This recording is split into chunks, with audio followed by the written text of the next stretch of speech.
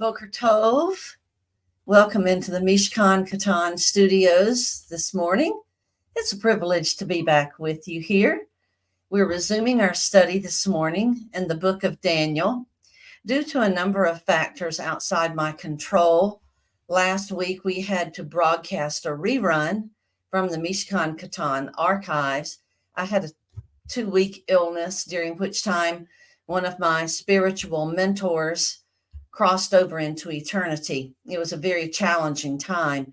And then there were also factors in play here at Lamb as well. At any rate, we will now move on to the latter part of Daniel chapter 2, which contains the beautiful prayer we were exploring the last time we were together in this book when we ran out of time to finish the prayer. And so beginning this morning, let's hone in on the last 2 verses of Daniel chapter 2, verses 22 and 23. I'm going to read starting in verse 20, however, just to give the continuity of the prayer over those 4 verses. And I'm reading from the Peshitta Holy Bible translated version. It's a version translated from the original Aramaic because this section of Daniel is written in Aramaic. Daniel answered and said, "The name of Lord Jehovah shall be blessed from eternity and unto eternity, because wisdom and heroic power is his. And he changes times and the seasons. He removes kings and raises up kings. He gives wisdom to the wise and knowledge to those knowing understanding. And he reveals profound and hidden things and knows whatever is in the darkness, and light is with him.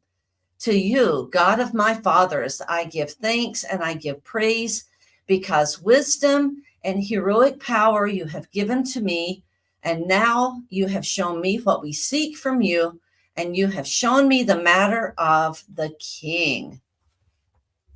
When I read verse 22 concerning the profound and hidden things, I give thanks to my Father Yahweh, the Father of lights, for how he has allowed me to have this ministry. I constantly feel I don't deserve the privilege. I also constantly marvel at how he brings to mind things to share with you each week. I assure you it is all him. There are teachings in the Bible that are truly so profound that we as humans cannot fully comprehend them. Trying to explain the concept of eternity, for example. How does a time-bound creature fully embrace something he or she has never experienced? Creation, the virgin birth, these and other deep, complex matters are inaccessible to the human mind and even the regenerated heart. When those of us who teach the Word of God make our faltering attempts, I hope we are bathing our preparations in prayer, because it is a task that can only be successful under the inspiration of the Spirit of Almighty God. There is so much God does not reveal to mankind, so much of his mystery we are unable to know. Similarly, in the same verse, there's no darkness in his presence. He is light, and in him there is no darkness at all. And John, the apostle, reiterates that in 1 John 1, verse 5. There's no dark that is too dark for him. He knows every single thing that dwells in the darkness, from the oddest sea creatures in the very depths of the ocean to the heavenly bodies in the deepest, darkest space. David the psalmist exclaimed in Psalm 139, verses 6 through 12, "Such knowledge is too wonderful for me, too lofty for me to attain. Where can I go to escape your spirit? Where can I flee from your presence? If I ascend to the heavens, you are there. If I make my bed in Sheol, you are there. If I rise on the wings of the dawn, if I settle by the farthest sea, even there your hand will guide me, your right hand will hold me fast. If I say, surely the darkness will hide me and the light become night around me, even the darkness is not dark to you, but the night shines like the day, for darkness is as light to you. Sounds like Daniel might have been thinking of this passage in Psalm 139 when he wrote his brief prayer here in chapter 2. Then verse 23 is the praise portion of his prayer. How often we neglect to praise him, do we not? This past week, or actually when I wrote this, it was this past week. I wrote this about a week ago, but a couple of weeks ago was one of the roughest in my life. I was very ill. I lost a dear friend and mentor to cancer. My husband was involved in a very serious incident, which could have been fatal had it not been for angelic rescue. Do we love to praise the Father of lights, our Abba, when we are sick, when we lose a beloved friend? Not usually, or at least I don't. In the face of miraculous deliverance, even we at times make him wait for our praise.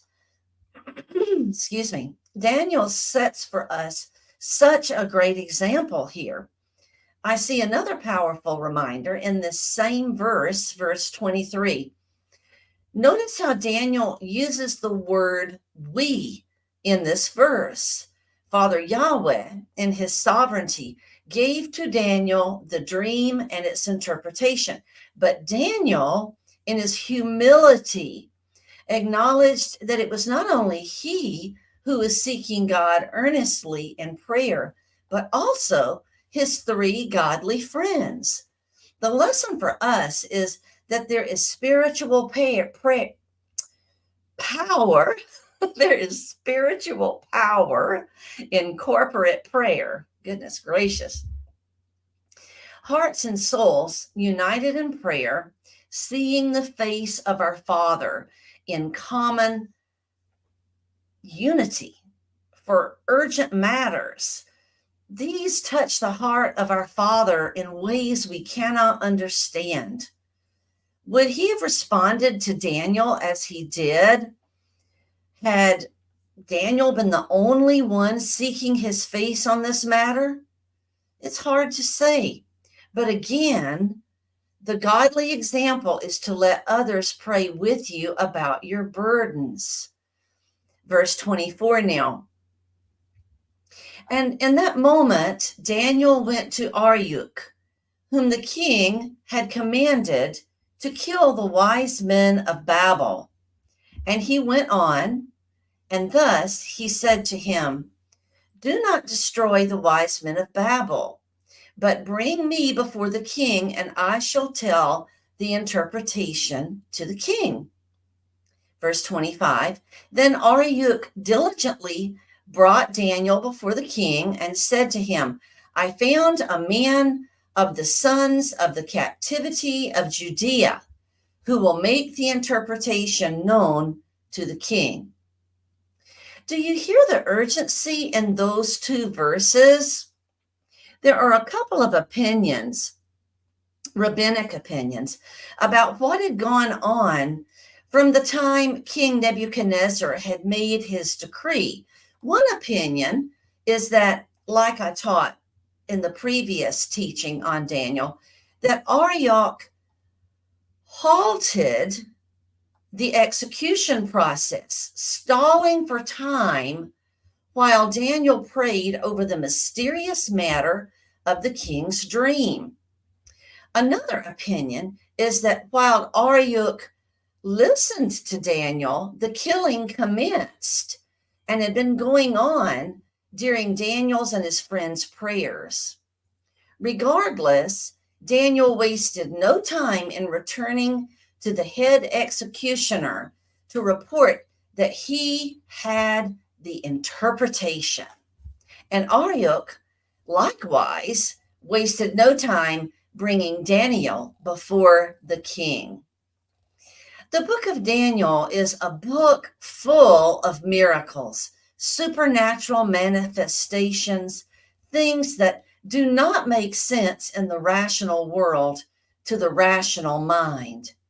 It is easier for the child of Father Yahweh to believe in miracles because through Yeshua, each of us has witnessed in his or her own life the miracle of spiritual new birth.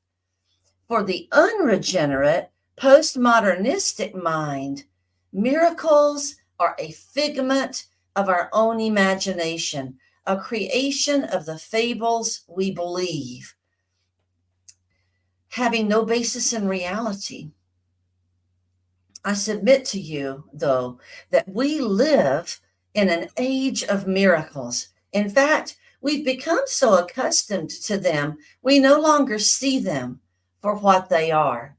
Miracles unfold around us every day. Are they on the magnitude of what happened here? God revealing to Daniel the king's dream? Well, perhaps not usually, but still, we should thank God every day for the seen and unseen miracles around us. The king answered in verse 26, the king answered and said, Daniel, whose name is Belteshazzar, can you tell me the dream that I have seen and its interpretation?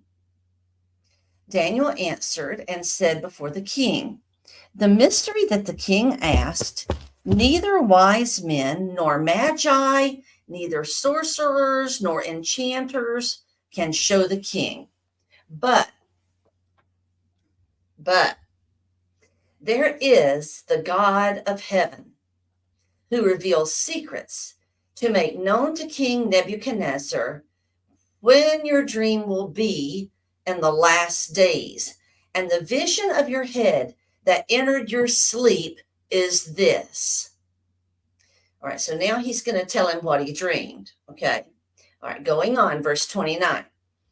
You, O king, your thoughts went up upon your heart unto whatever will be at the end. And he has revealed mysteries. He has made known to you whatever will be. And it was not because I have more wisdom in me than all living that this mystery was revealed to me, but so the interpretation would be made known to the king, and you will know the thing that was considered in your heart. About verse 26, my friend and the eminent linguist and theologian Andrew Gabriel Roth points out that King Nebuchadnezzar to this time had never lost a battle. Can you imagine that? I mean, it's akin to a president who during his term never had any wars begin. Nebuchadnezzar did not like to lose, and he must have felt like with this dream, it was getting the best of him. It was conquering him. And certainly by this point, he was exceedingly vexed by this inscrutable dream. Perhaps he had hope that because Daniel's Babylonian name was a name that honored Nebuchadnezzar's favorite false god, Baal, there was some glimmer of hope on the horizon in the appearance of Daniel. Quote, Daniel, you are named Belteshazzar after my own patron god. Can you do this? End quote. That might be something similar to what Nebuchadnezzar actually said. Do you like to receive compliments? I've been thinking about my own response to receiving a compliment. In general, I like to receive one, such as for my cooking, or for a garment I've chosen, or for an adornment that I inherited, But for my personal character traits, for my natural and spiritual gifts, or for my service to the Lord, I hate receiving compliments. A few years ago, I sang on my church's worship team. And even though it really ministered to me, and I believe it likewise ministered to others, I was very uncomfortable with people complimenting me on my singing. I don't like receiving compliments for anything for which God should receive the glory. Anything in regards to ministry. As I've thought about it in preparing for this lesson, though, I guess it's sort of an inconsistent attitude because honestly, shouldn't he get the glory in all things? In all of my accomplishments, for all of the gifts, both ethereal and material, he has given me? At any rate, Daniel was a humble young man who knew to whom the credit and glory belonged. Therefore, he began in verse 27 to tell the king that the mystery of his dream could not be interpreted by false prophets who served false gods. So, although he did not take credit, he began by separating himself from that bunch. It's been theorized by some commentators that Daniel wanted to save the lives of the large group of enchanters, soothsayers, etc., and that this is why he emphasized to the king that he had asked the impossible of those guys. This was Daniel's opportunity to completely wipe out the competition. He could have waited until all of the other soothsayers and enchanters were killed. And then when his head was almost to the chopping block, he could have said, I've got it. I've got it. And it speaks volumes of his humility that he did not do this. But even more importantly, Daniel wanted to make it plain to the king that the God he, Daniel, served was the one and only true Elohim. In the Hebrew, the name, the God of heaven, is Elah Bishmaya. Elah is the singular of the more common word Elohim. Daniel wanted to make it plain that he served a God who stands alone, apart from the rest of the pack, just as Daniel and his friends who served Daniel's same God stood alone from the rest of the Babylonian sages. He then pointed out to the king that it is only this Echad, one Echad, true God who reveals secrets and mysteries. In verse 28, Daniel characterizes the king's dream as a dream of the future days. Daniel implied that the king had been ruminating in his mind about the future, what would happen to Babylonia after Nebuchadnezzar's death, and so forth. And this happens sometimes with us. Our thoughts or our worries of the day follow us to our beds. This is what some believe is meant by, quote, your thoughts went up upon your heart, end quote. In another translation, it is rendered, quote, your dream and the visions in your mind on your bed, end quote. This was a common theme among monarchs, surely.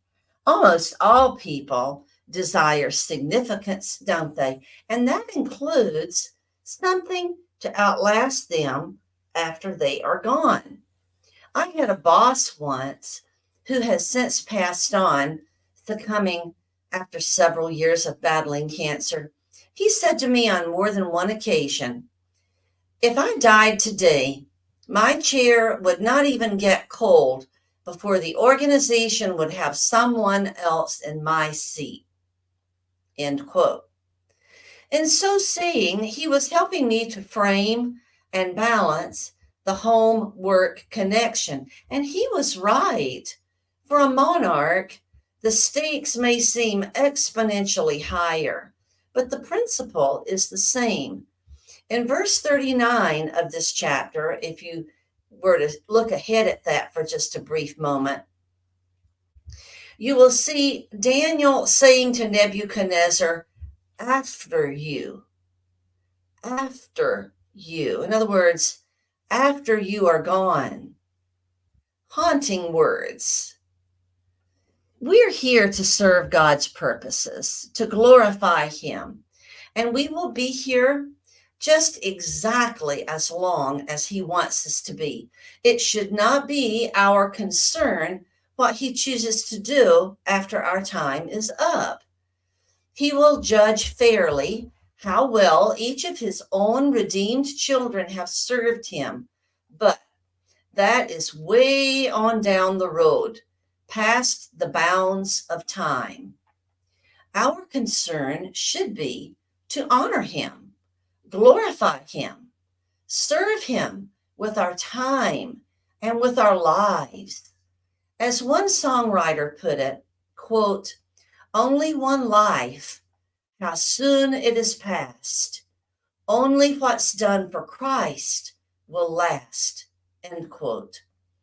Yeshua referred to the briefness of this earthly life and our activities in it when he was preaching the famous Sermon on the Mount. In Matthew 6, verses 19 through 20, he admonished us, excuse me, quote, do not lay up for yourselves treasures on earth where moth and rust destroy and where thieves break in and steal, but lay up for yourselves treasures in heaven where neither moth nor rust destroy and where thieves do not break in and steal, end quote. And finally, in verse 30, Daniel gets around to mentioning himself in the negative sense to reiterate that it's not because of his wisdom that this dream interpretation was given. The matter was revealed to the king through Daniel so that the king would know the events of the next thousands of years, and incidentally, so that we would as well. Here then is the dream or the vision that came to Nebuchadnezzar as related by Daniel. We're in verse 31 of chapter 2. As you, O king, were watching, a great statue appeared.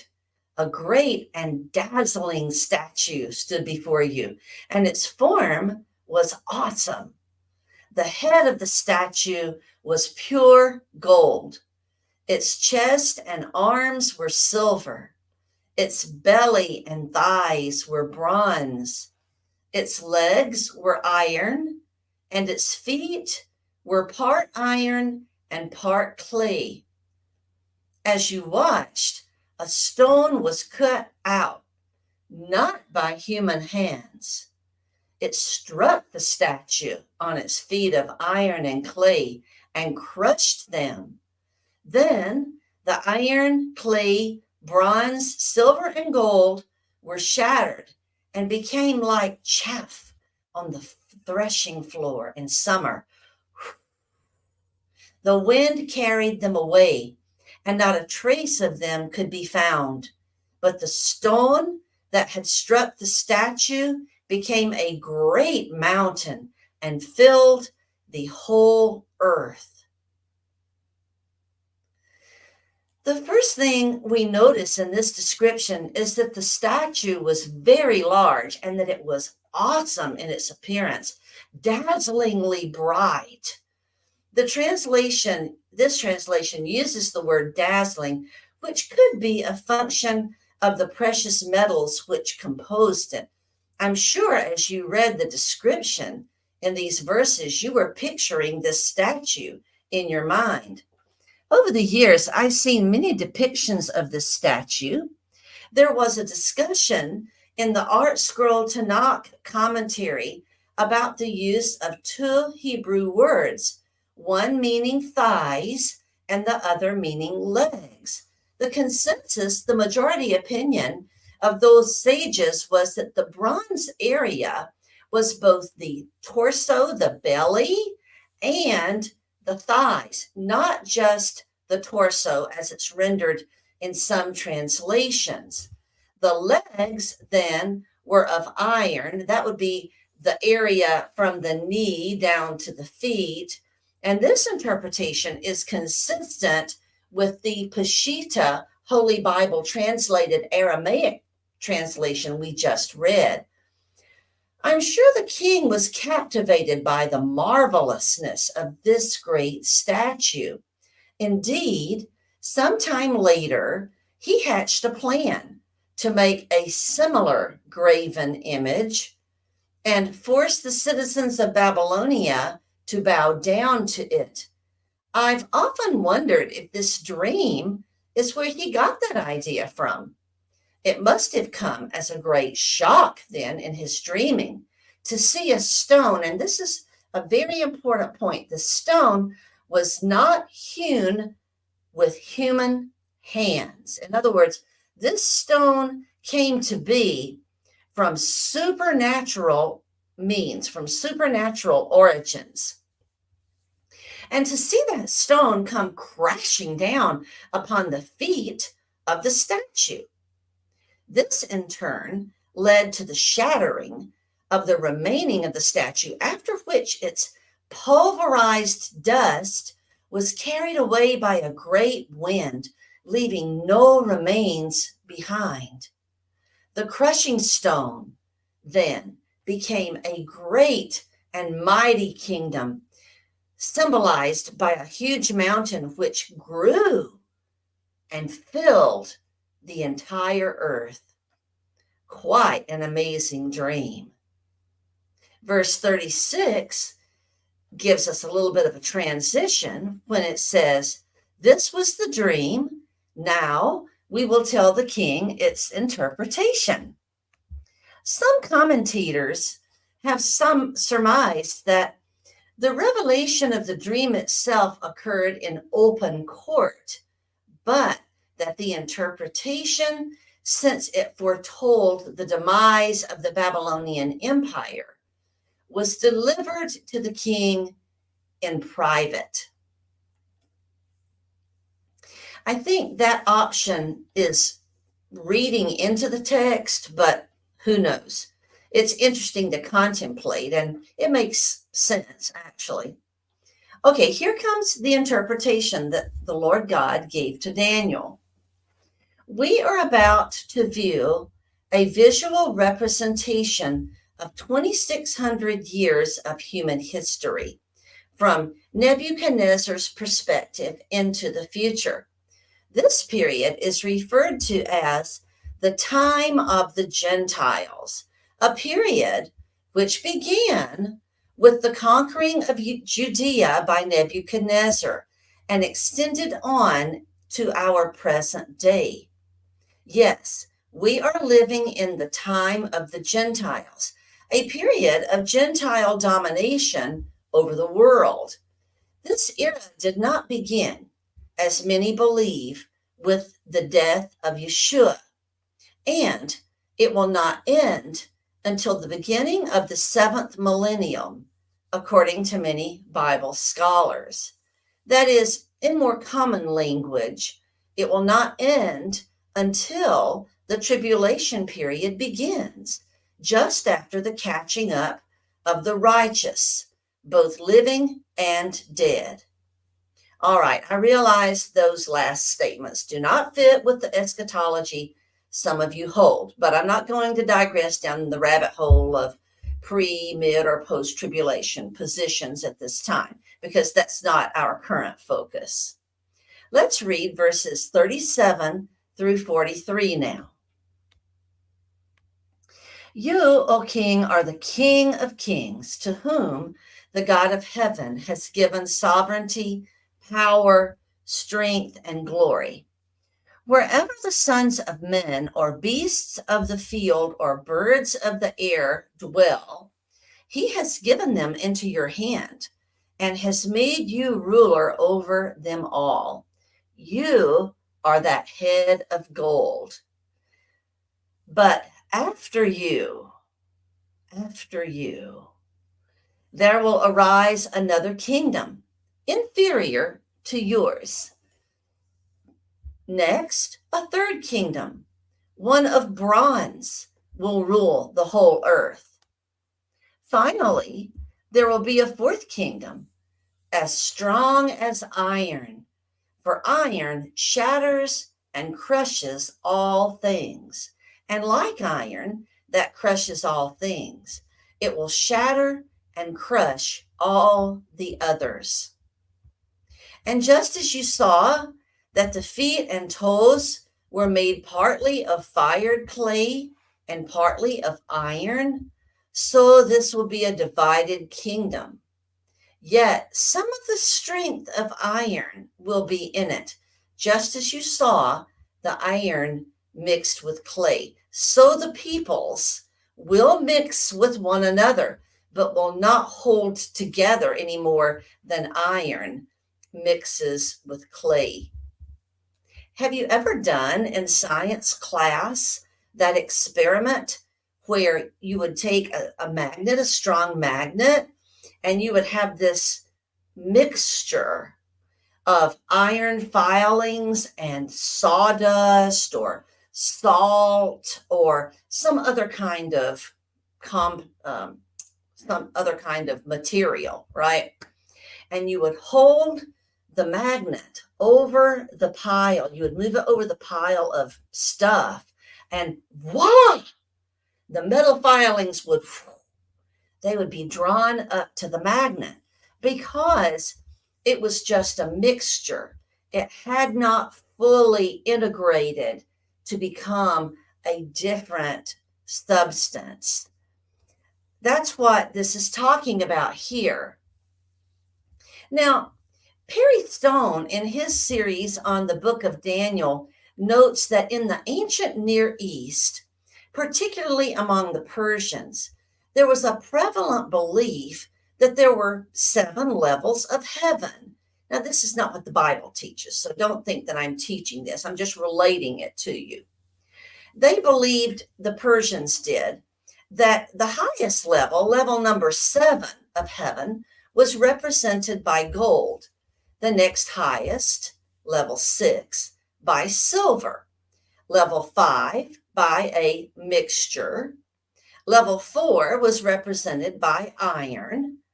The lowest 3 levels were copper, tin, and lead, respectively, with lead being the lowest level. Now, do you think that had any bearing on King Nebuchadnezzar's dream? Who knows? In the 8th century BCE, so that was before what this story is, when this story took place. This story took place around around 578 BCE. Nebuchadnezzar finally destroyed Jerusalem in 586. So this is just a few years after that. So around 580, 578, somewhere around in there. We don't really know for sure. But this Hesiod, a great poet who in the 8th century BCE, more than 100 years before Nebuchadnezzar, he divided humanity up into 5 stages: the Golden Age, the Silver Age, the Bronze Age, the Heroic Age, and the Iron Age. Interesting, Well, let's look at each of these 5 earthly kingdoms represented in the dazzling statue. Beth Moore pointed out in her study that the materials used in the statue decreased in value from top to bottom. but that the materials increased in strength. I wish I had on one of my rings that I often wear on my fourth finger of my right hand. If you look at that ring, it's flat.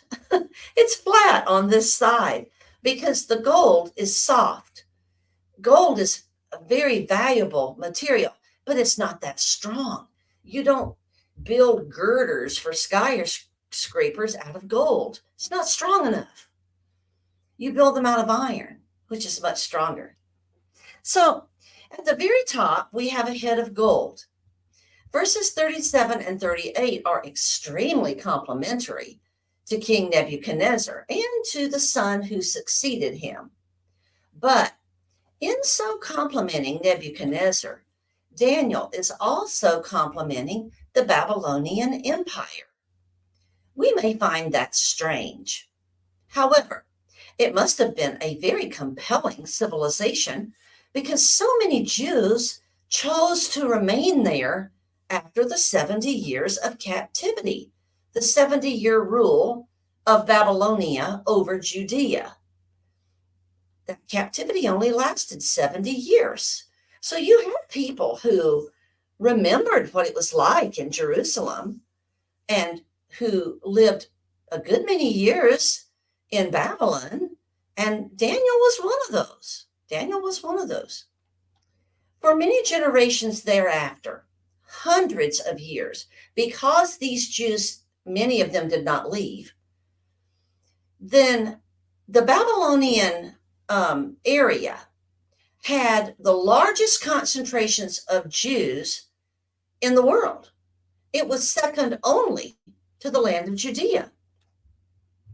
The Babylonian Empire comprised the modern-day lands of Iraq, Syria, Lebanon, Armenia, Israel, Jordan, and Egypt, according to Perry Stone. Daniel pointed out to Nebuchadnezzar, and Yeshua said something similar to Pontius Pilate around 500 years later, that Nebuchadnezzar would have no power except for the will of the one God of heaven. Unfortunately, that lesson did not sink into Neb's noggin until several years later. Now, using the eternal Torah calendar, in 539 BCE, the Medo-Persians defeated Belshazzar, who was Nebuchadnezzar's nephew, not his son. We really don't know much about his son. Scripture doesn't tell us much about him, but Belshazzar succeeded Nebuchadnezzar's son. Okay, I just want to make that clear. But in 539 BCE, using the eternal Torah calendar, the Medo-Persians defeated Belshazzar and came to power, led by King Cyrus the Great. It is this empire which was represented by the arms of silver, one arm to represent the Medes and the other to represent the Persians. The reign of the Medes and Persians lasted approximately 210 years.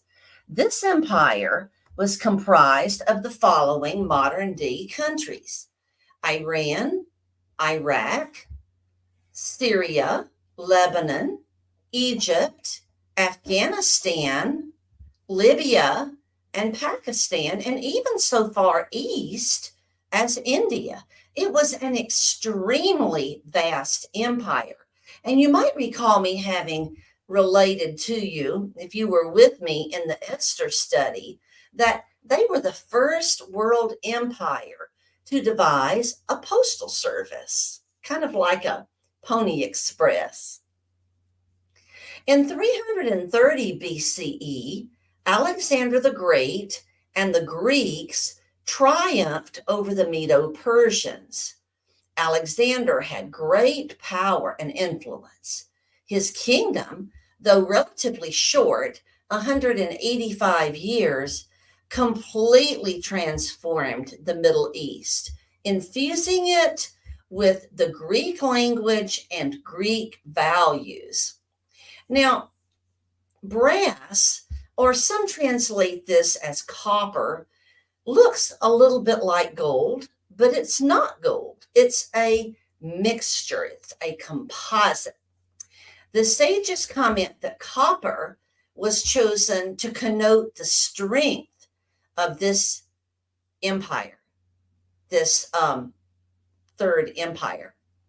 Copper is also a very resonant metal, indicating that the range of this empire would reverberate throughout the entire known world of that day. Andrew Gabriel Roth theorizes that brass represented Alexander's empire because he left no biological heir. Yet his influence is still present in the Middle East today. This empire, carried on through 4 of Alexander's generals, lasted 266 years. The territories covered were from Egypt to India and included Iran, Iraq, Greece, Northern Africa, Libya, Turkey, Afghanistan, and Pakistan. Now here we have a difference of opinion. There are some scholars who choose to lump Rome and Greece together in the torso and thighs portion of this vision. Their interpretation is that the empires of Greece and Rome are so similar that they should be combined. I mean, you think about how far Greece is from Italy on a world map. They're not that far apart. And they had a similar pantheon of gods and goddesses. They just give them different names, Artemis versus Diana, Zeus versus, what did the other group call him? I don't remember. Neptune. Well, whatever.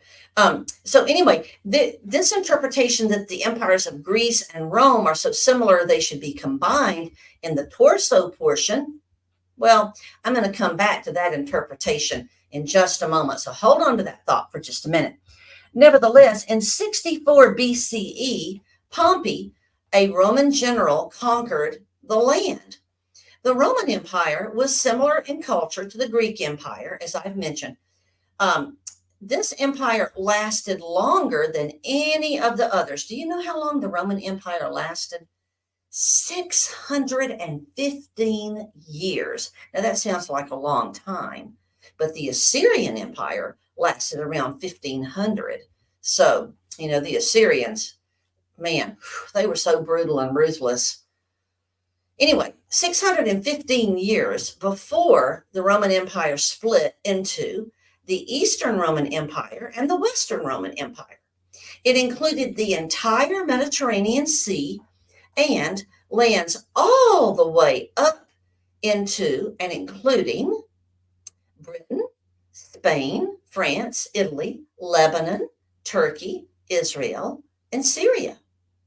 After the split, the headquarters of the Western leg was in Rome. Remember, this material of iron is in the legs, right? From the knee to the foot.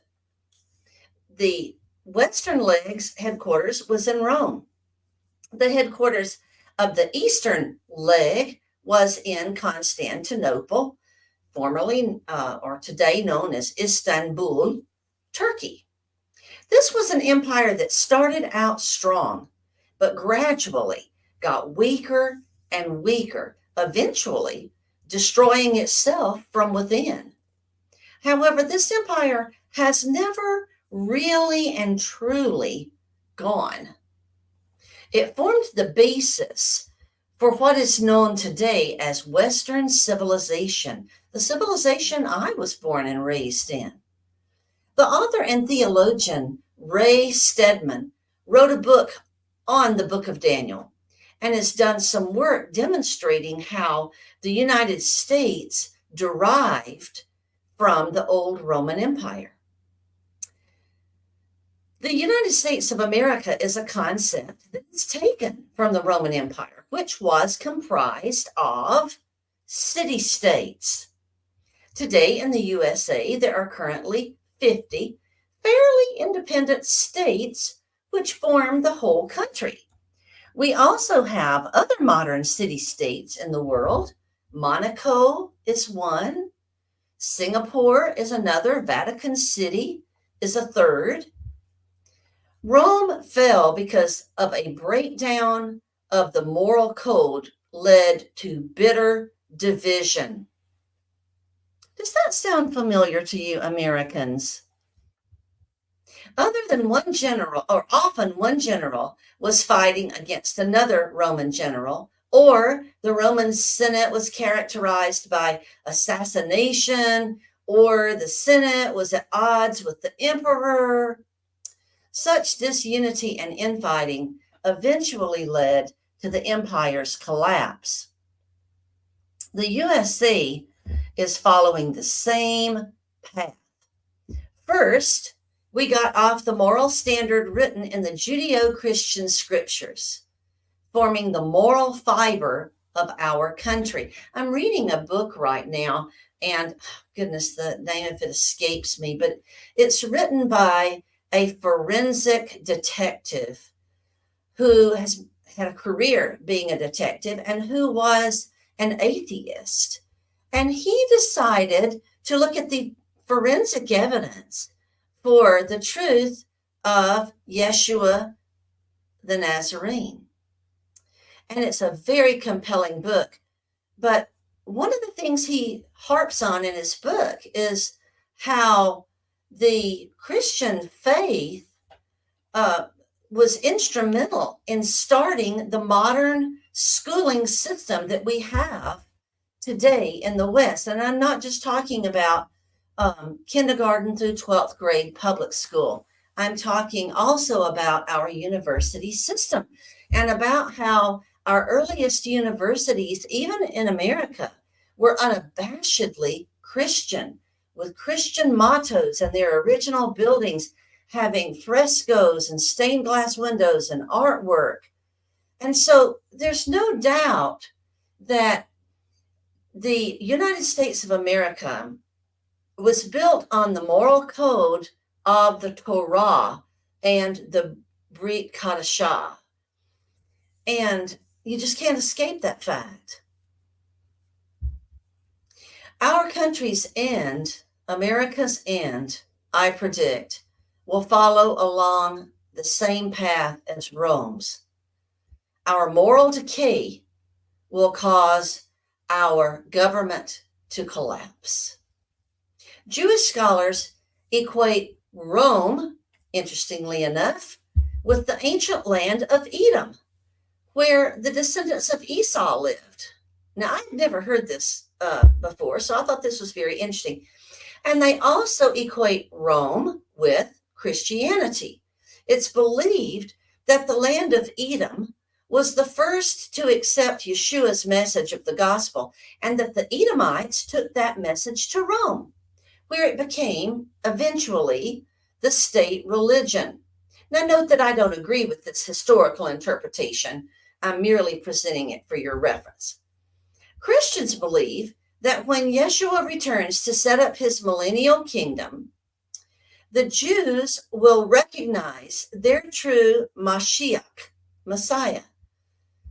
Jews who disregard the Brit Chadasha, the New Testament, believe today that when Mashiach comes, the redemption of the Jews, represented by Jacob, will bring in with it the fall of Edom or Esau, or in other words, Christianity. And they base this on Zephaniah chapter 3, verse 9, for example.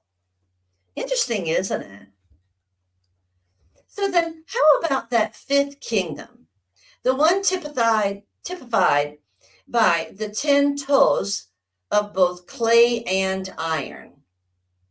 Does this depict the last years of the old Roman Empire? Some say so, but other eschatology theologians say that this typifies a combination, a coalition of 10 kingdoms united against the God of heaven during the latter part of the 6th millennium or the first part of the 7th, an end times revived Roman Empire. Perry Stone, for one, believes that these 10 kingdoms will come out of Turkey, representing the eastern part of the old Roman Empire, and also out of Italy, representing the west. 5 from the eastern old Roman Empire and 5 from Rome, the western old Roman Empire. Which is right?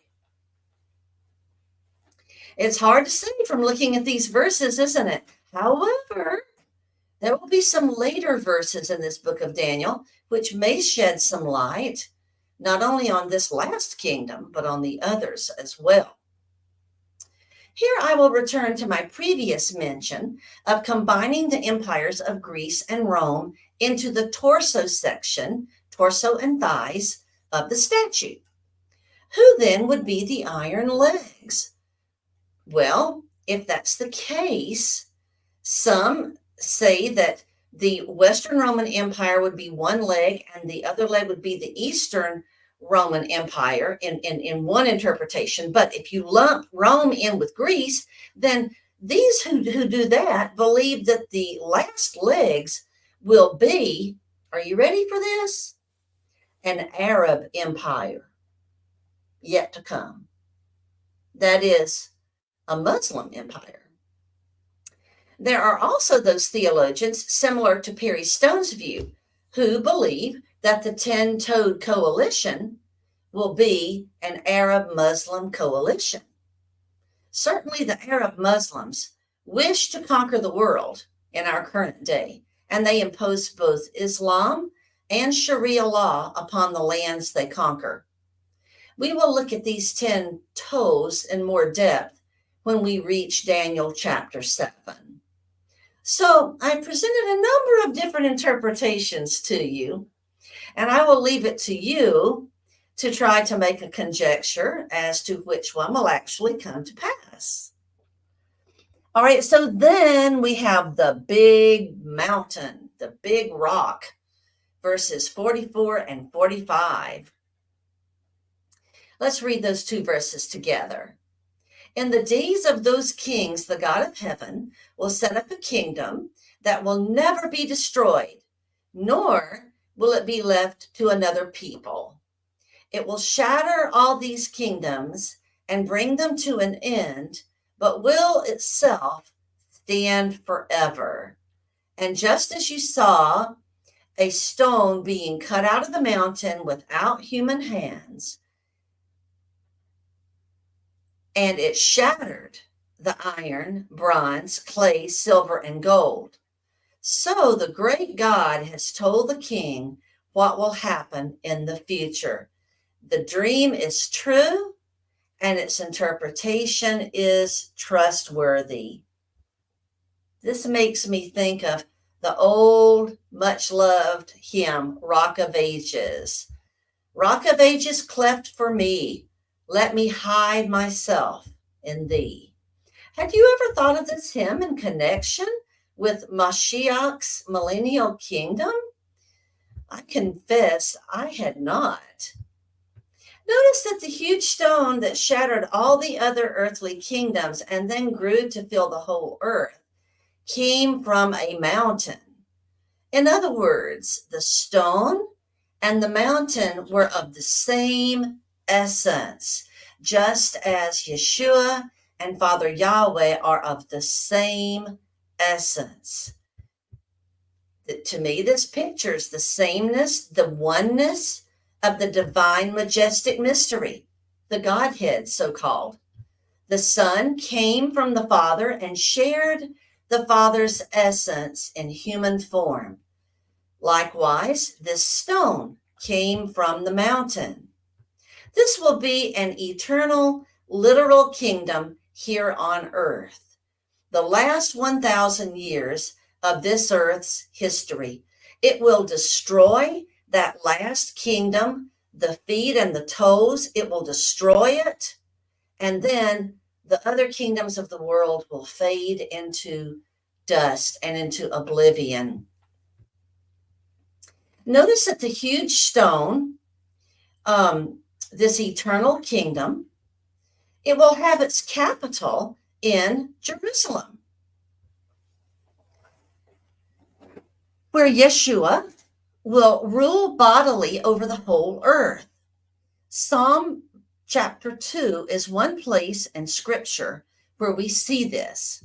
Verse 6 says, quote, "Yet I have set my king on my holy hill of Zion," end quote. Zion is another name for Jerusalem. After the 1,000 years, there will be one final quick battle, at which time the enemy of souls, Hasatan, Satan, will be defeated for the last time. Following that will be the judgment of all the unrighteous from since the beginning of time.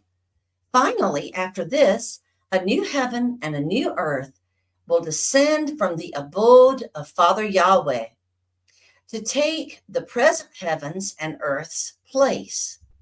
Those last few sentences are a bit of a preview, as this information comes from later in the Scriptures. But the kingdom Yeshua sets up on the old earth will continue in the new earth, because it is an everlasting kingdom. As verse 44 of Daniel 2 says, it will never be destroyed.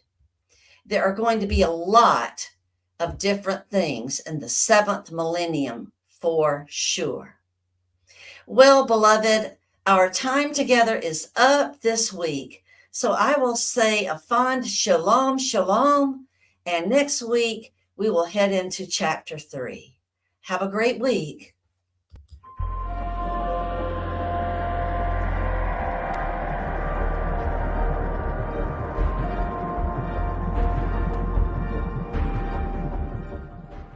If you missed today's show or want to watch it again, or want to tell someone where they can watch this episode, go to lambnetwork.tv, where you will find the show and all the other live Lamb Show archives in the on-demand section of the website.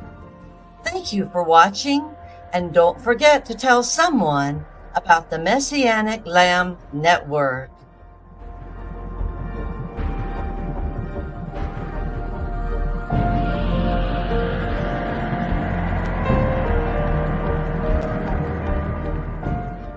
We are richly blessed to bring you what we believe is the fullest, most diverse, yet up-to-date progressive teachings, discussions, and prayer programming you can find anywhere on this planet. Be sure to take the tour of the lambnetwork.tv website. I'm Gena Hood, thanking you for joining us on the Messianic Lamb Video Network.